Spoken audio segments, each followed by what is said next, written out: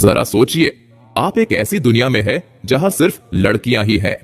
कुछ ऐसा ही आज हम इस मूवी में देखेंगे जिसका नाम है ऑल बिकॉज ऑफ मैन। एक नौजवान जिसका नाम आर्मेन है अपनी गर्लफ्रेंड के साथ एक रेस्टोरेंट में जाता है। अचानक एक आदमी उनकी टेबल पर आ जाता है।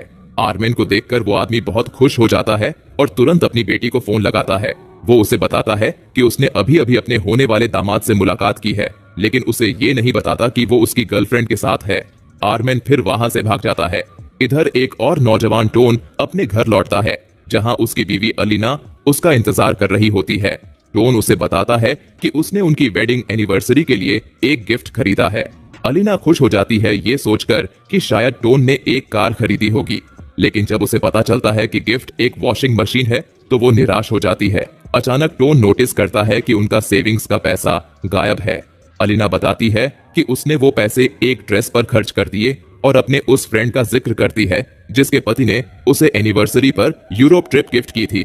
इसी बीच आर्मेन टोन को कॉल करता है।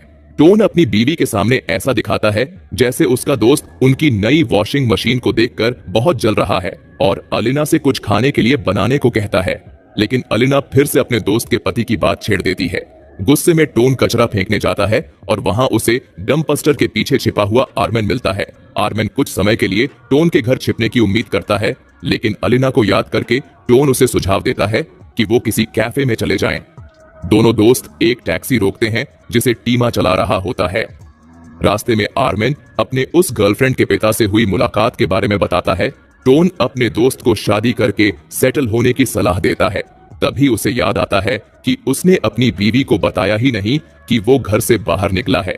वो अलीना को कॉल करता है और नई वॉशिंग मशीन की तारीफ करता है, लेकिन अलीना उसे ताना मारते हुए कहती है कि वो वॉशिंग मशीन से शादी कर ले और फोन काट देती है।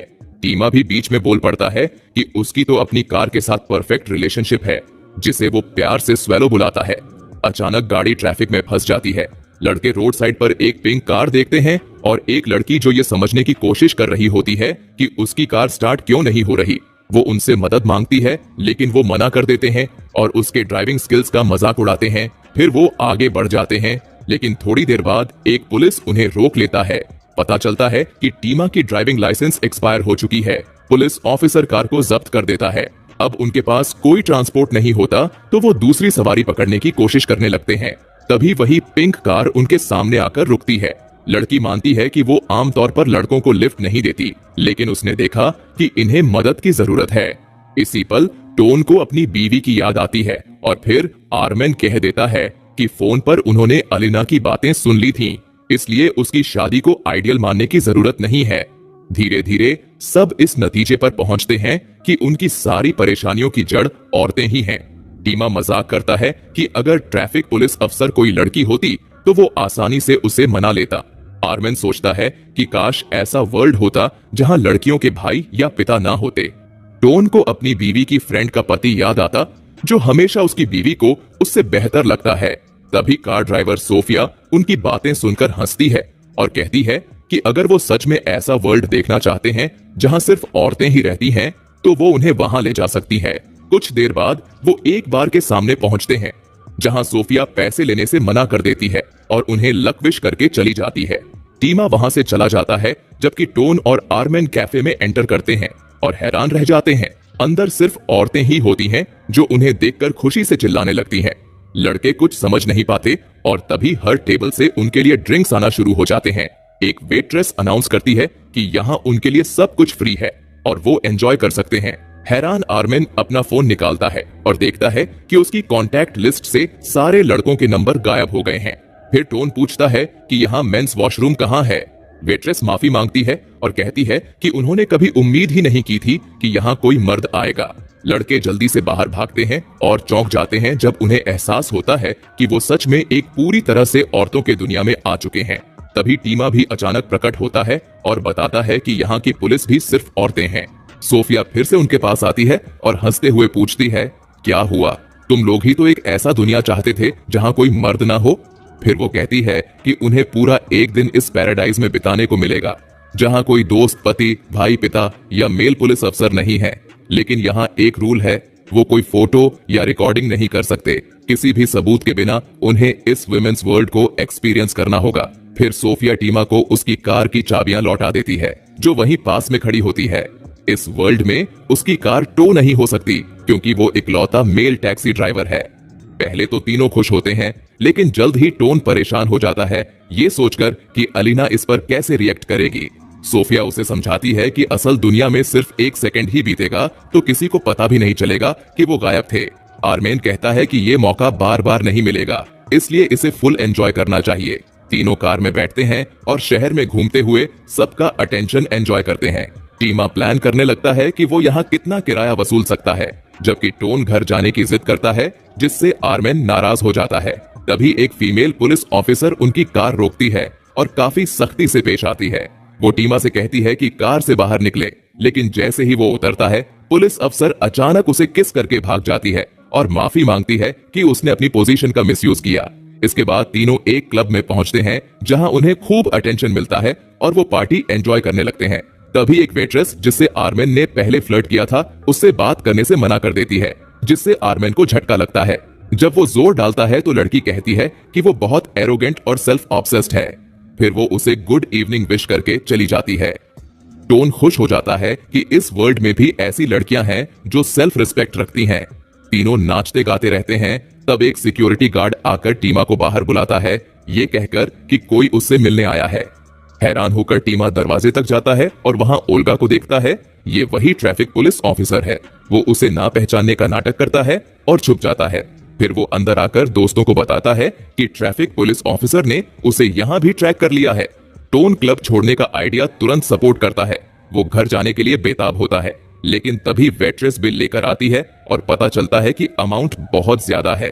क्लब का रूल होता है कि लड़कों के लिए ड्रिंक्स और खाना फ्री है, लेकिन उन्हें औरतों का बिल चुकाना होगा। आर्मेन सजेस्ट करता है कि वो सुबह तक रुके रहें ताकि उनके 24 घंटे पूरे हो जाएं। लेकिन तभी वो देखते हैं कि उनके चारों तरफ मर्द आ चुके हैं। घबराकर तीनों बाहर भागते हैं जहां सोफिया पहले से उनका इंतजार कर रही होती है और तब वो उन्हें असली शर्त बताती है। इन 24 घंटों के दौरान लड़के किसी भी लड़की की रिक्वेस्ट को मना नहीं कर सकते, वरना वो हमेशा के लिए इस दुनिया में फंस जाएंगे जहां सिर्फ मर्द ही होंगे। उन्हें सिर्फ एक बार गलती करने का मौका मिला था जो वो पहले ही कर चुके थे। तीनों अपनी जेबें खाली करके किसी तरह क्लब का बिल चुका देते हैं। फिर टीमा अपनी कार के पास ओल्गा को खड़ा देखता है। ओल्गा उसे शहर में घूमने का ऑफर देती है और वो मना नहीं कर पाता। सुबह के समय टोन घर पहुंचता है। अलीना उससे प्यार से पूछती है कि वो नाश्ते में क्या खाना चाहेगा और कहती है कि वो अपने लकी पति के लिए कुछ भी करने को तैयार है। वो सजेस्ट करती है कि आज रात वो डिनर पर आर्मेन को भी बुलाएं।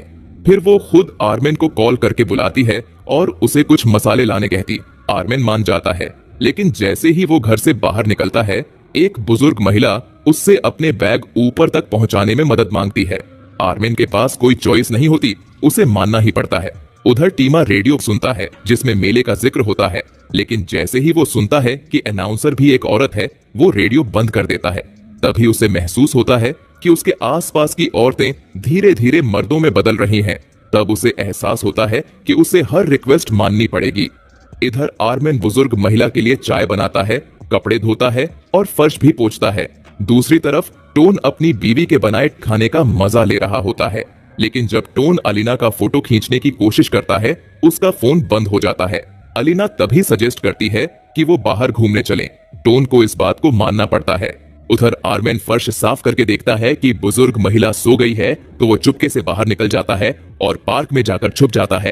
तभी एक लड़की जो पेंटर होती है उसे बुलाती है। आर्मेन चौंक जाता है क्योंकि ये वही वेट्रेस होती है जो बार में उससे बदतमीजी से पेश आई थी, लेकिन अब वो मुस्कुराती है और बताती है कि उसे अपनी जॉब से नफरत थी, लेकिन पेंटिंग उसका पैशन है। वो अपना नाम डायना बताती है। उधर टीमा फिर से ओल्गा से टकरा जाता है। टोन और अलीना एक कैफे में आराम कर रहे होते हैं, लेकिन टोन तुरंत कैलकुलेट करने लगता है कि अगर यहाँ भी क्लब जैसा रूल हुआ तो उसे कितने पैसे देने पड़ेंगे। तभी वहां झगड़ा हो जाता है क्योंकि वो जिस टेबल पर बैठे थे वो पहले से किसी और के लिए बुक थी। अलीना सजेस्ट करती है कि वो वहां से चले जाएं और टोन फौरन हाँ कह देता है। उधर आर्मेन और डायना एक कैफे में जाते हैं जहां दोनों बातें करते हैं और एक दूसरे के करीब आने लगते हैं, लेकिन तभी डायना हल्का सा फ्लिकर करने लगती है और आर्मेन को अचानक मसाले याद आ जाते हैं जो अलीना ने उसे लाने के लिए कहा था। वो डायना से माफी मांगता है और वहां से भाग जाता है। इसी समय ओल्गा टीमा को एक होटल ले जाती है। उधर टोन अपनी पत्नी को एक पार्क के उस स्पॉट पर लेकर जाता है जहां वो पहले खूब टाइम बिताते थे। उधर टीमा ये समझ नहीं पाता कि ओल्गा से कैसे बचा जाए, तो वो बाथरूम में जाकर छुप जाता है। वहां वो एक नैपकिन में आग लगा देता है जिससे फायर अलार्म बज जाता है और पूरा होटल खाली करवा दिया जाता है। इसी बीच आर्मेन अलीना को कॉल करके बताता है कि उसने मसाले खरीद लिए हैं, लेकिन अलीना कहती है कि अब किसी और दिन आना। आर्मेन खुश हो जाता है कि उसने उसकी रिक्वेस्ट पूरी कर दी और अब डायना के पास वापस जा सकता है। लेकिन रास्ते में वही बुजुर्ग महिला फिर से उसे रोक लेती है और कहती है कि उसे मसाज चाहिए। आर्मेन मन मारकर उसकी मदद करता है। इसी वक्त डायना वहां पहुंचती है और आर्मेन चौंक जाता है। बुजुर्ग महिला बताती है कि डायना उसकी पोती है। फिर दोनों साथ में अपार्टमेंट से बाहर निकलते हैं, जबकि पीछे से दादी चिल्लाती है, उसे किस मत करना। इस बीच टीमा ओल्गा से बचने के लिए एक लिफ्ट में छुपने की कोशिश करता है, लेकिन आग लगने की वजह से लिफ्ट लॉक हो जाती है और वो फिर से पकड़ा जाता है। उधर आर्मेन की रिक्वेस्ट पर डायना अपना खुद का पोर्ट्रेट पेंट करती है। हालांकि उसे समझ नहीं आता कि ऐसा क्यों, क्योंकि फोटो भी खींची जा सकती थी। आर्मेन उसे सच नहीं बता पाता और बस कहता है कि शायद वो फिर कभी ना मिले। ये सुनकर डायना अपसेट हो जाती है, खासकर जब आर्मेन उसकी दादी की बात मानते हुए उसे किस करने से मना कर देता है। गुस्से में डायना कहती है कि अगर इतनी ही प्रॉब्लम है तो जाकर छत से कूद जाओ। आर्मेन सच में छत के किनारे जाकर खड़ा हो जाता है और डायना से कहता है कि उसे रोक ले, लेकिन डायना चुप रहती है। तभी नीचे से एक छोटी बच्ची चिल्लाकर उसे रोकने की गुहार लगाती है। ये सुनकर आर्मेन तुरंत नीचे आ जाता है और डायना को समझाने की कोशिश करता है कि ये सब गेम के रूल्स का हिस्सा था। लेकिन डायना सिर्फ गेम शब्द सुनती है, इंसल्ट फील करती है और चली जाती है। आर्मेन उसका अधूरा पोर्ट्रेट लेकर चला जाता है। बाद में तीनों फिर से मिलते हैं। तभी सोफिया आती है और बताती है कि सिर्फ वही लोग वापस जा सकते हैं जो उसकी कार में थे। अचानक आर्मेन सोफिया की टैक्सी छीनकर डायना को ढूंढने निकल पड़ता है, क्योंकि वो सोफिया की जगह डायना को साथ ले जाना चाहता है। लेकिन दिक्कत ये थी कि उसे डायना का एड्रेस पता नहीं होता। वो डायना की दादी के पास जाते हैं जो उन्हें डायना के घर तक ले जाती है, लेकिन डायना दरवाजा खोलने से मना कर देती है। उसकी दादी खिड़की से चिल्लाकर आर्मेन की तारीफ करती है, लेकिन डायना कहती है कि ये सब सिर्फ एक गेम था। आर्मेन उसे मनाने की बहुत कोशिश करता है, लेकिन वो मानने से इनकार कर देती है। लड़के वापस सोफिया के पास आते हैं, लेकिन वो अब उन्हें उनके असली दुनिया में वापस ले जाने से मना कर देती है और अकेले जाने की प्लानिंग करती है। आर्मेन माफी मांगता है, अपनी सारी सिचुएशन समझाता है और यहाँ तक कि इस दुनिया में हमेशा के लिए रुकने की ऑफर करता है, लेकिन सोफिया फिर भी नहीं मानती। आखिरकार जब लड़के पूरी तरह अपनी गलतियों के लिए पछताते हैं तो सोफिया उन्हें वापस ले जाने के लिए तैयार हो जाती है। टैक्सी शहर से गुजरती है और अचानक वो अपनी नॉर्मल दुनिया में लौट आते हैं। लड़के सोफिया को थैंक यू कहते हैं, लेकिन वो ऐसे बिहेव करती है जैसे उसे कुछ याद ही नहीं है। तभी एक दूसरी फीमेल टैक्सी ड्राइवर उनसे अपनी कार को धक्का देने में मदद मांगती है और वो उसकी मदद करने लगते हैं। टोन फूल खरीदकर घर जाता है और अपनी बीवी से मिलता है, जबकि टीमा सड़क पर एक ट्रैफिक पुलिस ऑफिसर को गले लगाता है। उधर आर्मेन सोफिया को ढूंढने की कोशिश करता है और उन सभी जगहों पर जाता है जहां वो उसकी दुनिया में गए थे, लेकिन उसे कहीं कोई सुराग नहीं मिलता।